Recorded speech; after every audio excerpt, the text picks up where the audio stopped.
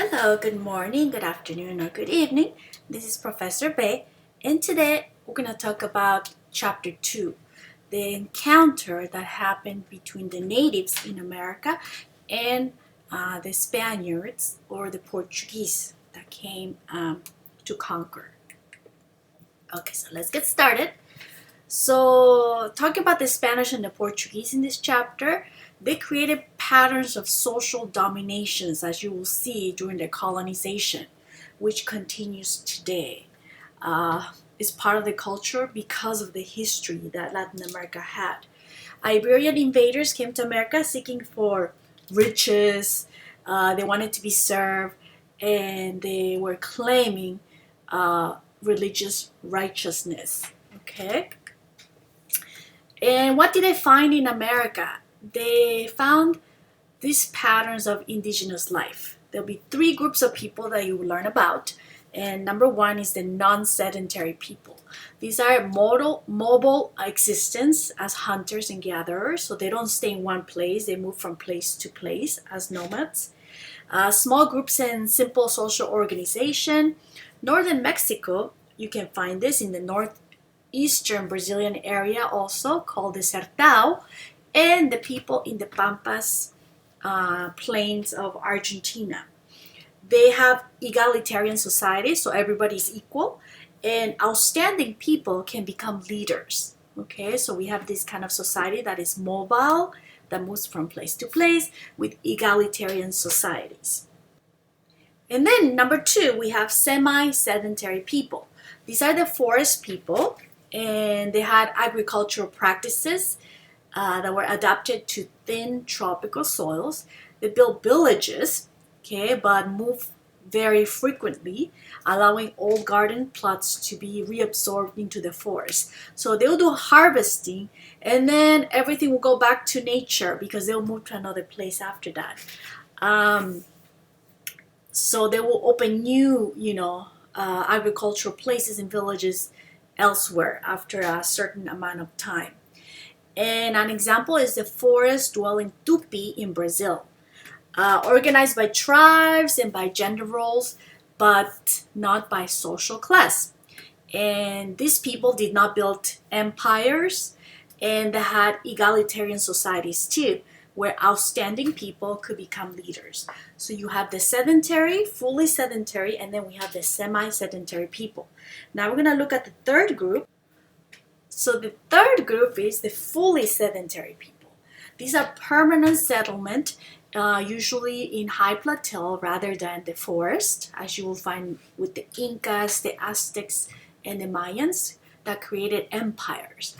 They have permanently sustainable forms of agriculture, as you will see, and also they had a social stratification where you have different social classes, and had hereditary nobility. So only the noble stayed as a noble person. There's no ladder in the social stratification. So they had different groups in the society, going from the nobility at the top all the way to slaves on the bottom.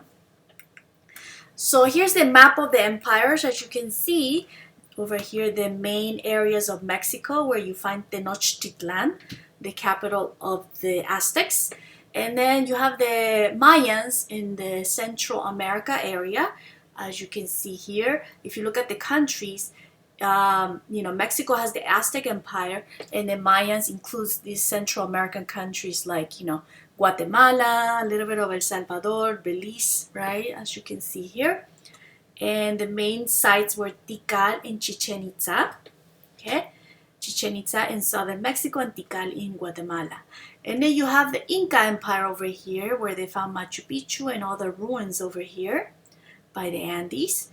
And it includes a lot of countries in here, huh? It includes like Chile, parts of Argentina, parts of Bolivia, Peru, Ecuador, and Colombia. So the Aztec Empire. Tenochtitlan was surrounded by lake waters on all sides.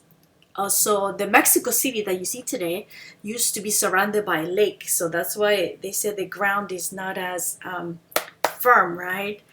Some buildings are sinking in that muddy, I guess, kind of area. And the water constructed garden platforms they had, they were called chinampas. They have alluvial deposits, periodically renewed that fertility to do agriculture. The rulers of the empire were Mexicas, who, the name from that comes Mexico, and newcomers to the valley where they built the city of Tenochtitlan. You will see the Pyramid of the Sun is the largest pyramid on earth that was built long before the Mexicas arrived. You will see that in Teotihuacan, Mexico. And the Mexicas were the only among many groups who spoke Nahuatl, the common language of city-states in the region, and they conquered much of central Mexico during the next 100 years, they say. Tenochtitlan is the Imperial Capital, and back then they say it was full of towers, complex towers, palaces, pyramids, as you can see in this picture, and it rose like a mirage from the waters. It must have looked amazing, huh? Just looking at the pictures. And surrounded by lake and linked to the shore by a series of straight race roads that you could take to go to the city. The Inca Empire, on the other hand, the capital was Cusco, which means the navel of the universe, which is very interesting, huh? Today, one speaks of the Incas, but the name Inca actually referred only to the emperor of this empire, right? And ethnically, the people of Cusco were Quechua speakers, and they drew a long history of previous cultural evolution in the Andes.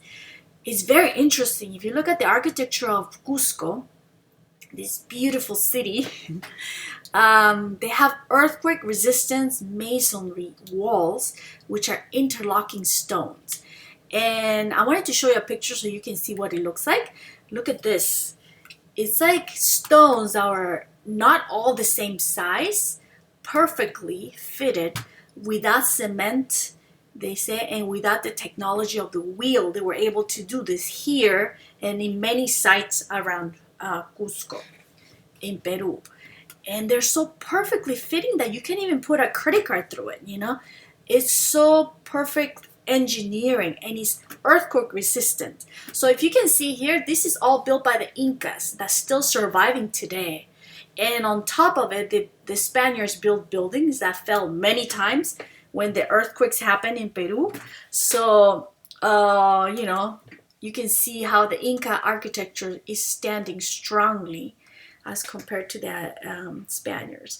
So when you actually go to Cusco, the tour guides tell you about los Incas y los incapaces, which is a play of words, is the Incas and the incapables.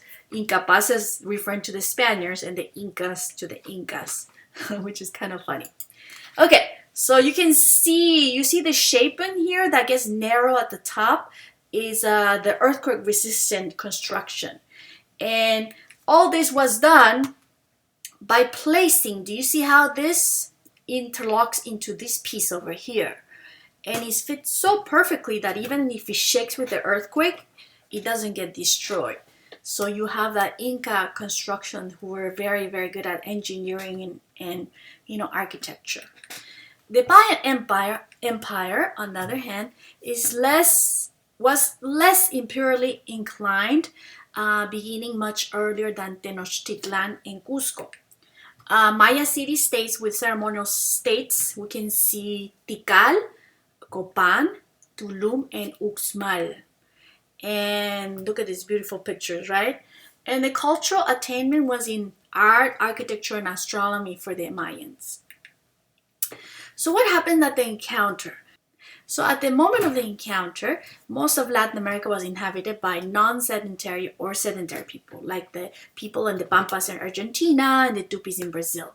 Today, a few of their descendants remain because many of them died, and they also disappeared and mixed in with other groups. And the large indigenous population of Latin America descends from the sedentary farmers, many of whom lived under the Aztecs, the Mayans, and the Incas, okay, or the rule until the Europeans arrived. So many of the sedentary people survive today more than the non-sedentary and the semi-sedentary people that we'll learn in the following chapters in more details. So where does this origins of the crusading mentality start? So Iberia, which is the peninsula of Spain and Portugal, that you will see in the map in a little bit, it's a mountainous land. And part of this Iberian Peninsula is green, but most of it is dry. So Iberia has been like the bridge between Europe and Africa. In 711, the Muslims who are from northern Africa, called the Moors, invaded the peninsula, and they took it from the Christian kingdom. That came from the Germanic tribes who took from the Romans, who seized from the Carthaginians. So you have the Carthaginians who gets taken over by the Romans, and the Germanic tribes takes over the Romans, and then we have a Christian kingdom that gets invaded by the Moors, right? The Moors were very well achieved in medicine, engineering, farming, language, and furnishings, and also in sciences, including algebra and chemistry. Very advanced civilization.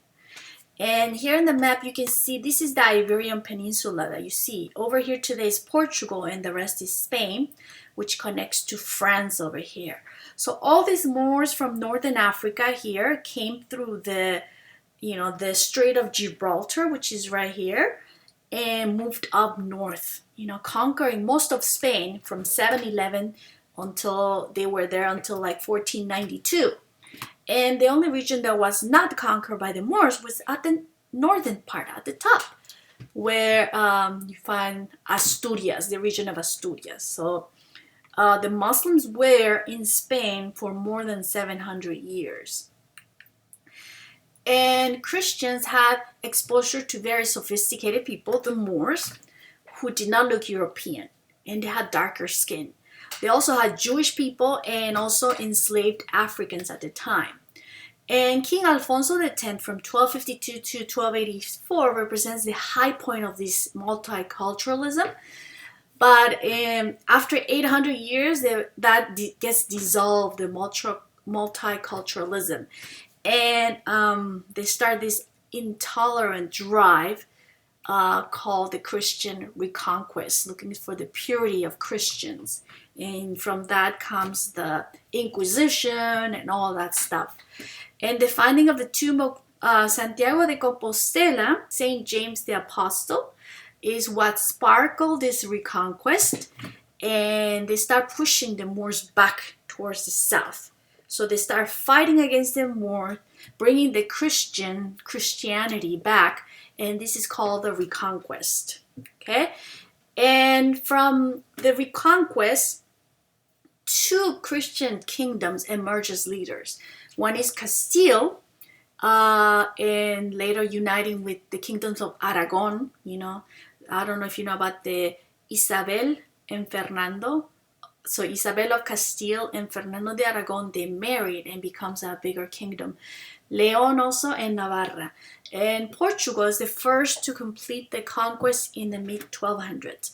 So the two Christian kingdoms that emerged were Castile and Portugal. Granada was the last standing Moorish kingdom for another 200 years until 1492.